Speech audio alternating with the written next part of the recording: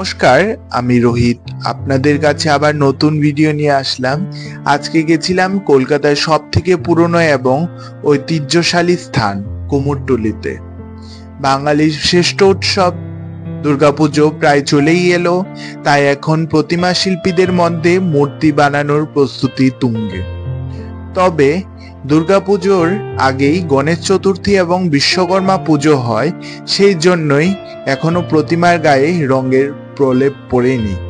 তবে কয়েকদিনের মধ্যেই কুমারটুলি জমজমাট হয়ে যাবে।